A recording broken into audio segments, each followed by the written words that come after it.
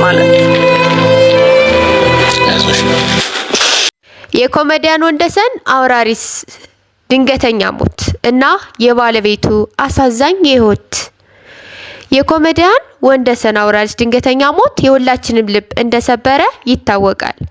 ኮሜዲያን ወንደሰን በጣም ትሁትና ሰው ወዳጅ እንደነበረ ባለቤቱ ተናግራለች።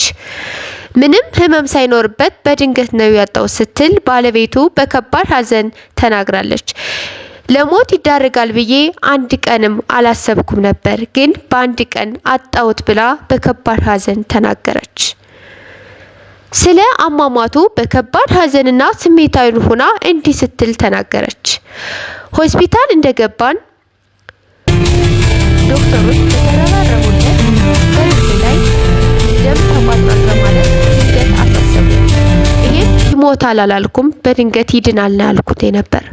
ከዛም እንዴት ትንሽ እንደቆዩ ቮሚት እንዳደረገውም ወደ አይሲሲ መግባት አለበት ሲሉት እሱም በጣም ደና እንደሆነ እኔ እኮ ደና ነኝ ሲል እኔም ፈራውና በድንገት ቤተሰብ ይምጣ ብዬ ስል በመንግስት መከታተል አለባችሁ አሉን።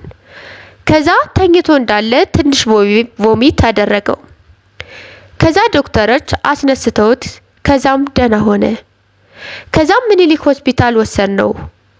ኦክሲጅን ተሰጠው። ከዛም በጣም እያወራና እየተናገረ አብረን አደርነ። ከዛም 11 ሰዓት ሲሆን እንደገና ቮሚት አደረገው። 12 ሰዓት ሲሆንም በጣም የቅርብ ጓደኛው መጥቶ ሲያወራው በጣም በሚገርም ሁኔታ የሚሞት ሰው እንዳልሆነ የሚያወራ ወሬ አድርጎ በደንብ እያወራው ነበረ። ከዛ ትንሽ ሰዓት እንደቆየ ደና ነኝ አለኝ። ከዛም ጓደኛው ሂጂ ወደ ቤት ሲለኝ እኔም እንዳትሂጂ እዚህ ቆይ አለኝ። ከዛም እኔም እሱን ጠብቄ አብሬው ቆየሁት። ከዛም ትንሽ እንደቆየ አልቻልንም ሞተ ስትል በጣም በከባድ ሀዘን ልብን በሚሰብር ነገር ንግግሯ በጣም የሁሉንም ልብ የሚሰብርና እንባ የሚያሰይ ንግግር የተናገረችው የኮሜዲያን ወንደሰን አውራሪስ ባለቤት በጣም የምታሳዝንና የምትገርም ነች።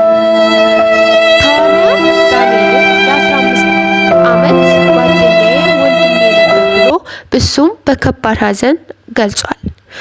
ወንደሰን ማለት አስቆ የሚያስቅ፣ የተከፋውን የሚያጽናና፣ ያዘነውን የሚረዳ፣ የተቸገረውን የሚረዳ፣ ያዘነውን የሚያጽናና፣ ሰውን ረድቶ ነው የሚሄደውና መልካም ሰውም ነው ብሎ ተዋናያን ዳንኤል ተናገረ። የኮሜዲያን ወንደሰን አውራሪስ ቤተሰቡም ድጋፍ እንደሚፈልጉ ተናገሩ። ባለቤቱና ልጆቻቸው አስቸጋሪ ሁኔታ ውስጥ ናቸው። የቅርብ ጊዜ አሟሟቱ የኢትዮጵያን አርቲስት ማህበረሰብ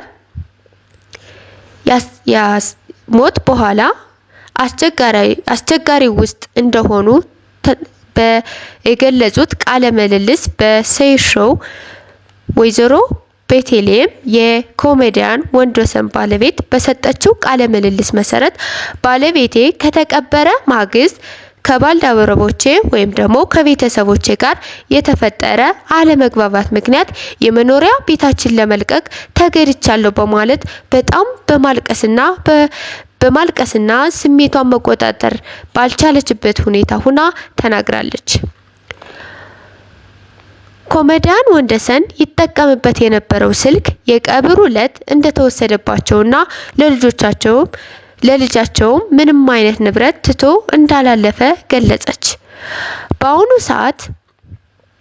በአሁኑ ሁኔታም እናትና ልጃቸው የባለቤቷ ጓደኛሞች ባዘጋጀላቸው መኖሪያ እንደምትኖር ገለጸች። በዚህ ሰዓት ወይዘሮ ቤተልሔም በዚህ አሳዛኝ ወቅት ከደረሰባት መፈናቀል ጋር ተያይዞ ልጄ ከፍተኛ የስሜት መረበሽን ውስጥ ናት ስትልም ገልጻለች። ይህም በልጅቱ ላይ ከአባቷ ሞት ባልተናነሰ የስነ ልቦና ጉዳት እንደጣለባትም ተገልጿል። የደረሰባቸው ሁኔታ የኢትዮጵያ ባህልን የሚያሳይ እንደሆነ ያመለክታል። እናትና ልጅም ይህን አስቸጋሪ ጊዜ እንዲያልፉ ለመረዳት የኢትዮጵያ ሕዝብ ድጋፍ እንዲደረግላቸው ጥሪ አቅርበዋል። እንግዲህ የኮሜዲያን ወንደሰን አውራሪስ ልጅ የጉሮሮ ህመም እንዳለባትም ተነግሯል። የኮሜዲያን ወንደሰን አውራሪስ ባለቤትም ወይዘሮ ቤተልሔም የስኳር በሽታ እንዳላትም ተናግራለች። ሰርቼ እንዳልበላም በሽተኛ ነኝ። የኢትዮጵያ ህዝብ እኔም በመርዳት ጤና ካለኝ ሰርቼ ምንም የተገኘውን ሰርቼ ልጄን አሳድጋለሁ። ስለዚህ አግዙኝ ስትልም የኢትዮጵያ ህዝብን ተማጽናለች። በሰይፉ ሾው ምናምን ብለውት ነበር። የፕሬሸር መድኃኒት ማለት ነው። ሰብአዊነትን መሰረት ባደረገ መልኩ የሰይፉ ሾው ወይም ሰይፉ ኢቢኤስ የ150 ሺህ ብር አካባቢ አሰባስቦ ለመነሻ ብሎ አበርክቶላታል። እንግዲህ ሰይፉ በኢቢኤስ በጣም ደንግና መልካም ሰው ነው። እንደምናውቀው ካሁን በፊትም ብዙ ሰዎችን በራሱ ቻናል እያቀረበ በራሱ ሾው እያቀረበ የተቸገሩትን እየረዳ ያዘኑትን በብዙ ነገር እያጽናና ያለ ሰይፉ በእውነት በጣም ነው የምናመሰግነው። እኔ በራሴ በጣም ነው የማመሰግነው። እቺ ልጅ ባለቤቷን በሞት አጣ። በዚህ ላይ ደግሞ የስኳር በሽታ ናት። በዛ ላይ ደግሞ ልጅቱ በስነ ልቦና ተጎድታለች። የጉሮሮ ህመም አለባት። በዛ ላይ ትምህርት አለ። በጣም ይሄ ነገር ሲደራረብባት ልጅቷ ደግሞ ገና የ9 አመት ልጅ ናት ተብሏልና የ9 አመት ህፃን ልጅ ሆኖ ይሄን ሁሉ ኃላፊነት ይሄን ሁሉ በሽታ መሸከም ማለት በጣም ከባድ ነውና እንግዲህ የኢትዮጵያ ህዝብ ሁላችንም ቢሆን ያው ማሰብ በገንዘብ ባንችልም በጸሎት ሁሉም ሰው በሃይማኖቱ በጸሎት ቢያግዛት እንድትረጋጋ በሽታውን ሁሉ ፈጣሪ እንዲህ ምራቱን እንዲልክላት ለልጅቱም ከዚህም በኋላ ያለቻት እናቷ ብቻ ነትና እንግዲህ አባት አጣለች። እናቷ ደግሞ በህይወት ኖራ ደስታዋን እንድታይላት የሁላችንም ምኞት ነው በእውነትና እንግዲህ ቤተሰቦቼ የኮሜዲያን ወንደሰን አውራሪስ ድንገተኛ ሞት እንግዲህ ሰው ታማሚ አስታሞ መሞት በጣም ትልቅ ነገር ነውና እንግዲህ የኮሜዲያን ወንደሰን አውራሪስ በጣም ባለቤት ወይዘሮ ቤተልሔምም በጣም ያስከፋት ነገር አላስታመምኩትም ይሞታል ብዬ እንኳን አንድ ቀን አስቤው አላቅም በማለት እንግዲህ